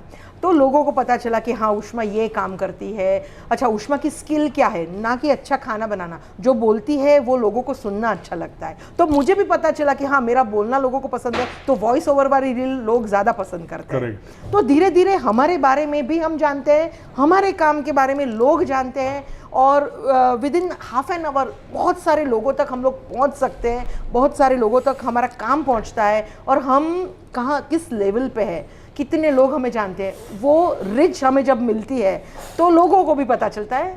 लेकिन मेरा सवाल अगेन वही है कि हाँ। लैंडलाइन के दौर से हम सब आए हैं जी, मोबाइल पे आए, फिर ये नई चीज़ें इंस्टाग्राम, और आज भी वो हर दर बदिन वो अपडेट होता जा रहा है। तो आप कैसे वो सीखती है, आप खुद एफर्ट लगाती है, आपके जितने भी पोस्ट जाती है, रील्स वगैरह होती है, तो आप सबको खुद मैनेज करती है, आपने टीम रखी हुई है? बिकॉज बहुत सारे लोगों को ऐसा लगता है कि उष्मा जी अब इन्फ्लुएंसर है, ढेर सारा पैसा छाप रही है इन्फ्लुएंसर बन के, और उनकी टीम है वो सिर्फ बैठ के पोस्ट दे के खाना बना के चली जाती है। कितनी सच्चाई है, कितना पैसा कमा लेती है, कितनी बड़ी टीम है आपकी? देखो ऐसा इंस्टाग्राम से तो कोई पैसा मैं नहीं कमा रही हूँ। और रही बात जो आप बोल रहे हैं टीम की, मैं पहले से वन मैन आर्मी हूँ। तो ना कभी मैंने कोई, मेरे क्लासेस दौरान भी मैंने कोई हेल्पर भी नहीं रखा। मेरी फ्रेंड्स ही मुझे हेल्प कर दिया करती थी थोड़ी बहुत जो मुझे चाहिए, लेकिन प्रिपरेशन जो मेरी रहती थी, मीज़ा जो मैं रेडी करती थी वो मैं खुद अकेले ही करती थी। चाहे सुबह मुझे 4 बजे उठना पड़े या जो भी करना पड़े, मैं खुद करती थी।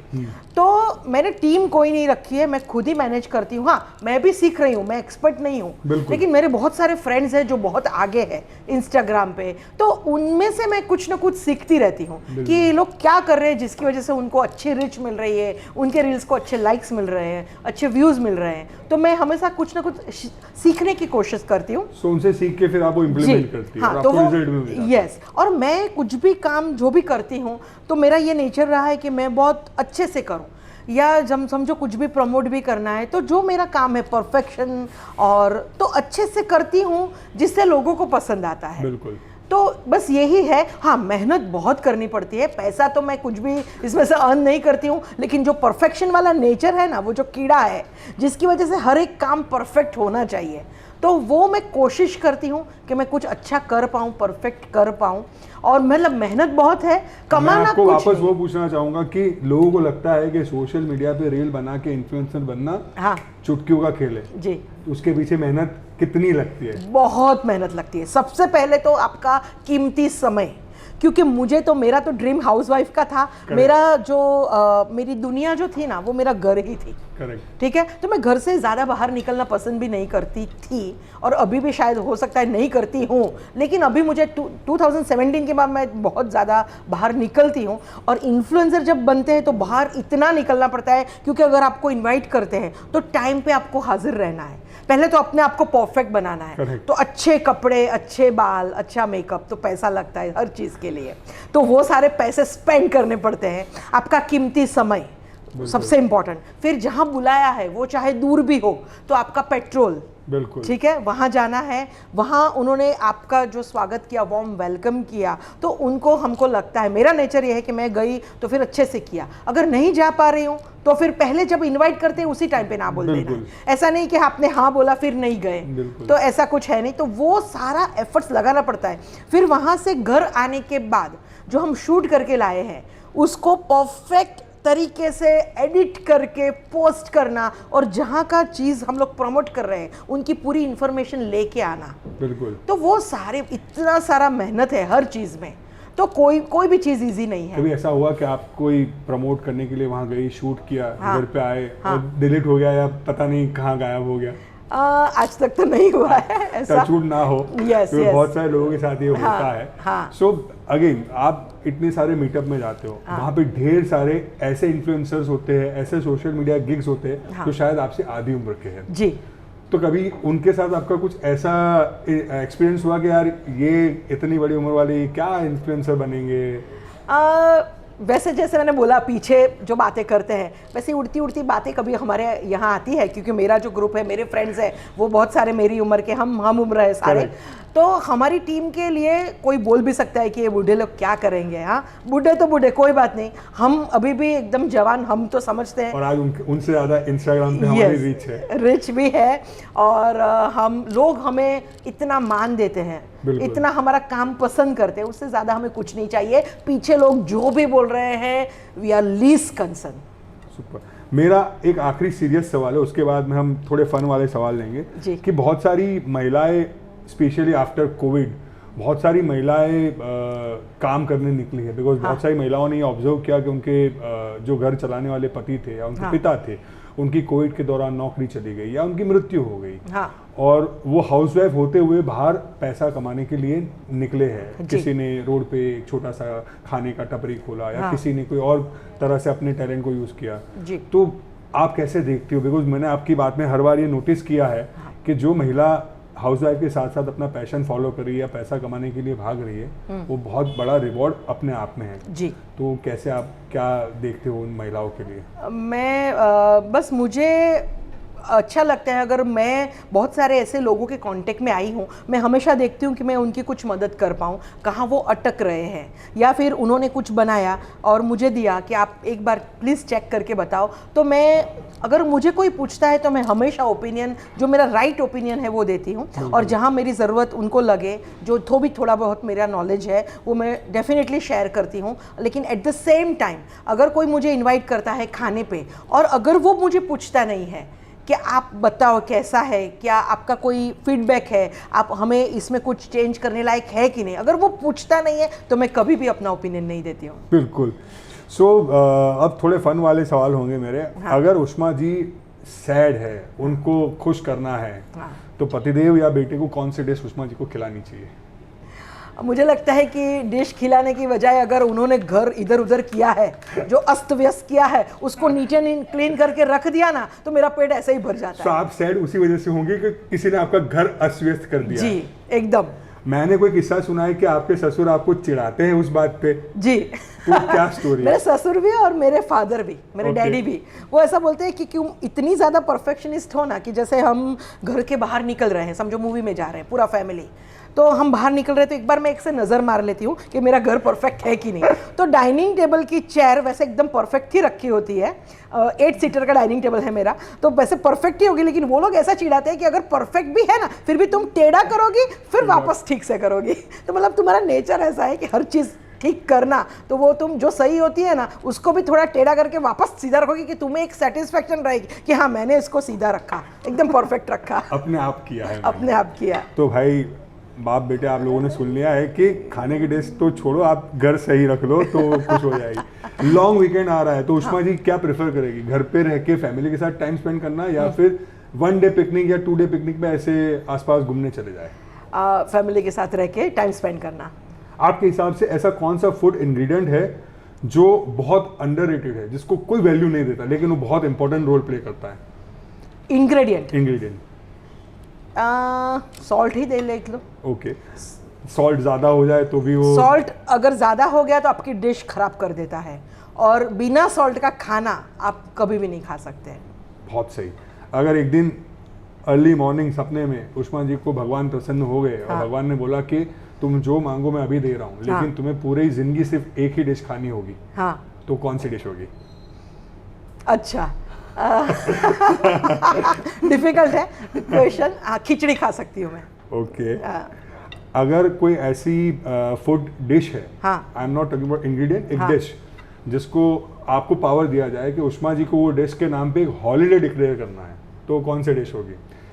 डिश के नाम पे हॉलीडे, जैसे बहुत सारे, जैसे महात्मा गांधी की जन्म जयंती आती है, 2 October is known as Gandhi बाबू की जन्म जयंती, उसमें हमको छुट्टी मिलती है, बैंक बंद होती है, ऐसा कोई डिश जिसके लिए हॉलीडे डिक्लेयर करना है?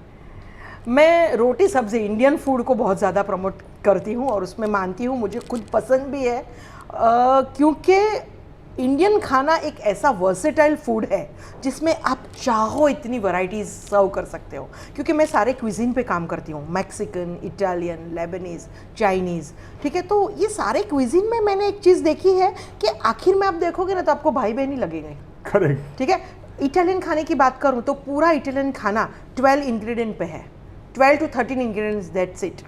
कोई भी डिश उठा लो, कोई भी डिश उठा लो, 13 इंग्रेडिएंट्स से आप पूरा इटालियन खाना बना सकते हो।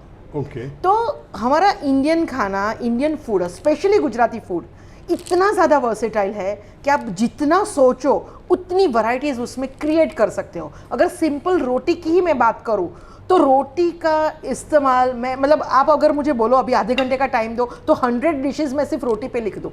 ओके।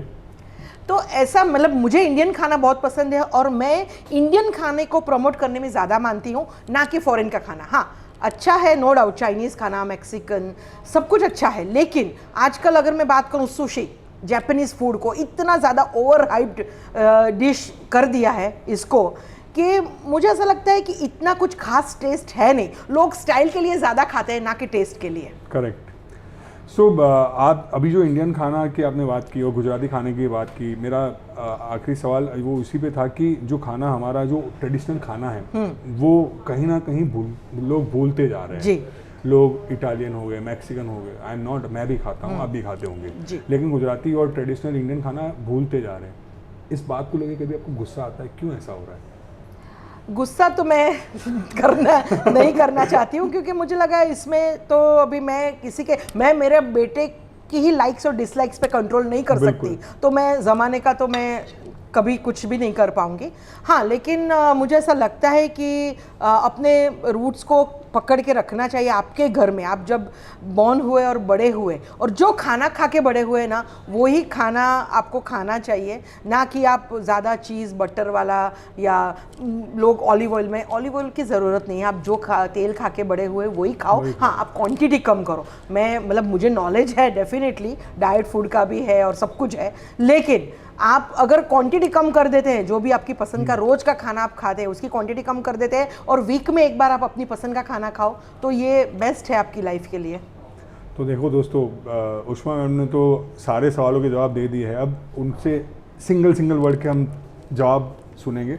सो मैं आपको कुछ वर्ड्स दूंगा, उसको देख के जहन में आपको जो पहला शब्द आता है ना, आपको वो बोलना है जी। ठीक है, लेकिन ये फास्ट खेलना, अगर आपने लेट किया तो फिर आपको सिर्फ मारना पड़ेगा। ठीक है। कुकिंग, उष्मा। વલસાડ દાદાજીનું ઘર। ફેમિલી હિંચકા પર બેસીને આરામથી વાતો કરવી। તમારો દીકરો Neev. Very successful businessman. Social media easy, very quick publicity. Locho my favourite dish and very easy to make. Housewife perfectionist. Cheese sandwich my favourite. Tarla Dalal my guru, my inspiration. जो सबसे पहले मैंने अगर कोई कुकिंग एक्सपर्ट का समझो नाम सुना एट द एज ऑफ 12, तरला दलाल थी। हॉलीडे ऐसा होना चाहिए कि मैं बहुत इजीली बाई एयर जा सकूं और रिजॉर्ट में रह के वापस आ सकूं, ना कि साइट सीन करना और बहुत ज़्यादा टाइम जर्नी में स्पेंड करना। ट्रैकिंग नहीं करना। No trekking. अब आपको ये या वो दो में से एक सिलेक्ट करना है जी। शुगर या गुड़? शुगर। गरबा या एरोबिक्स? गरबा। सूरत या मुंबई? सूरत। इंस्टाग्राम या फेसबुक? इंस्टाग्राम। पंजाबी या गुजराती? गुजराती। इडली सांबार या डोसा? इडली सांबार। मांचाओ सूप या टोमेटो सूप? Manchow soup. आलू पूरी या खाउसा? आलू पूरी। हाथ से खाना या चम्मच से खाना? हाथ से खाना। आखिरी सवाल, लोग ये कहते हैं कि कुछ लोग खाने के लिए जीते हैं जी, कुछ लोग जीने के लिए खाते हैं। उष्मा जी क्या बिलीव करती है और क्यों? दोनों।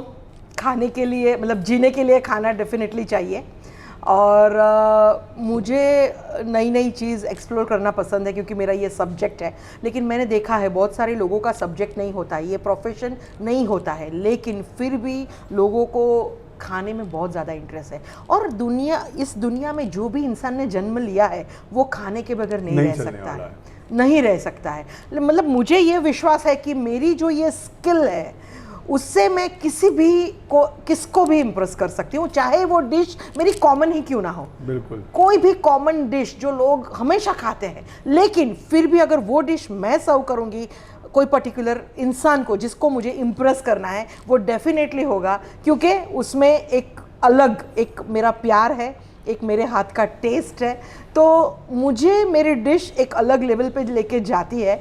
तो फूड के साथ मेरा रिलेशन अलग है। तो मैं मानती हूँ इस धरती पे जन्म लेने वाले हर इंसान का नाता कुछ अलग ही है। यहाँ मेरे सवाल ख़त्म होते हैं, लेकिन आपको अब बताना है कि आपका एक्सपीरियंस कैसा रहा हमारे साथ पॉडकास्ट शूट करने का। मेरा एक्सपीरियंस रियली बहुत अच्छा रहा, क्योंकि जैसे हमारी लाइफ में हम जानते हैं कि क्या हुआ है, हमारी लाइफ कैसी गई है, तो वो एक घंटे में पूरी लाइफ मेरे नज़र के सामने मेरी आ गई। तो ये मुझे बहुत अच्छा लगा, पूरा एक लाइफ का रिकैप अब तक की।